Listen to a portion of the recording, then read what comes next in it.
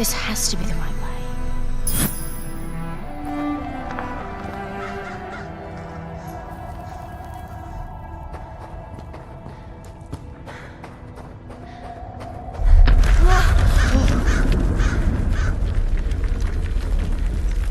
Before we continue, let's stop a moment and take a look at some of the key features of this demo. Much of what you see was built with Quixel Megascan assets, but instead of using the game versions, we used the cinematic versions, which would typically only be used in film. There are around 1 million triangles each, and thanks to virtual texturing, they all use 8K textures as well. Nanite can render an insane number of triangles very quickly. There are over 1 billion triangles of source geometry in each frame that Nanite crunches down losslessly to around 20 million drawn triangles. What does that many triangles look like? This isn't noise. These are the triangles, each a different color. Most are so small that they look like noise. Nanite achieves detail down to the pixel, which means triangles are often the size of pixels. This amount of geometric detail requires shadows to be pixel accurate as well, and Nanite can do that too. Speaking of lighting, all of the lighting in this demo is completely dynamic, with the power of Lumen that even includes multi-bounce global illumination. No light maps, no baking here. Without GI, all of that beautiful lighting is gone. With Lumen enabled, we can move the light and the bounce changes instantly. Okay, let's keep going.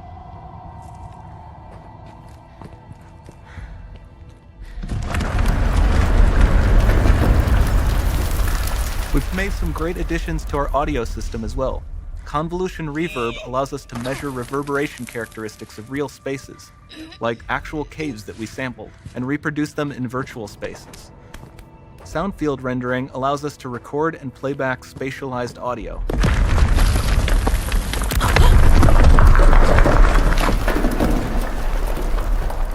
All of this adds up to a more immersive experience.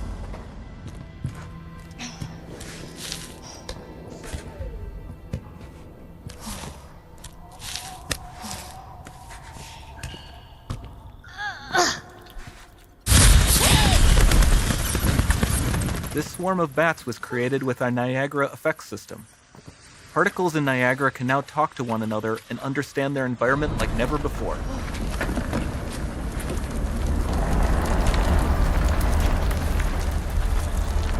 We've also added a ton of new functionality to run fluid simulations like you see in the water below.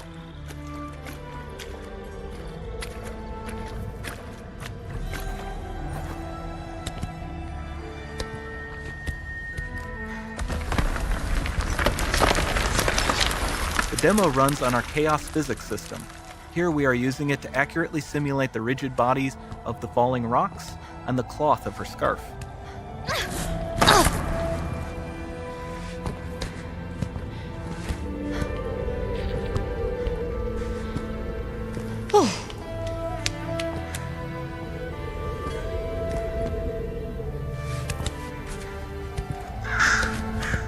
Now that the environment is so complex, we've needed to greatly improve our animation systems to adapt. We've added predictive foot placement and motion warping, which dynamically modifies IK and body position to look more natural. For the character to more realistically interact with the environment, we've added the ability to trigger seamless contextual animation events, like her hand on the door. That's promising.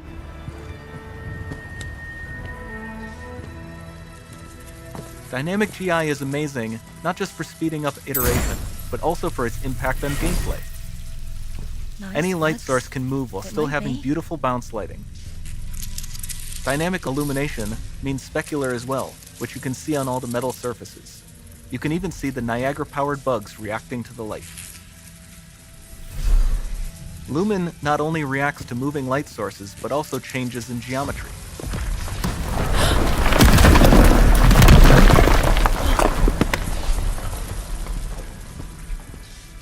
Remember we mentioned high poly assets?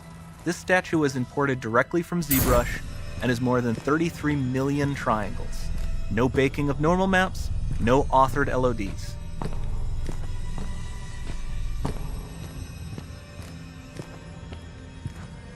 And we can do more than a single statue. There are nearly 500 of that exact statue at the same detail level placed in this room, for a total of over 16 billion triangles from statues alone. Over this entire demo, there are hundreds of billions of triangles.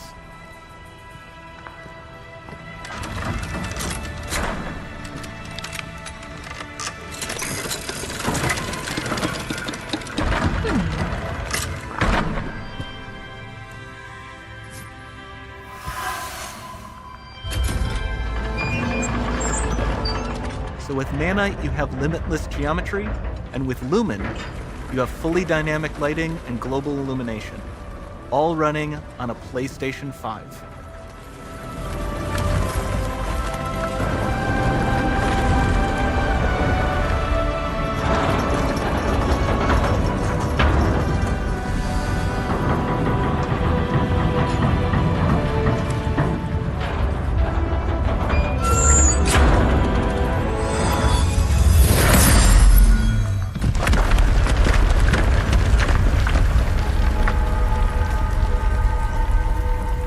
There's not much time left. And this doesn't need to be constrained to small rooms. It can stretch all the way to the horizon. The portal, it's open. Don't fail me now.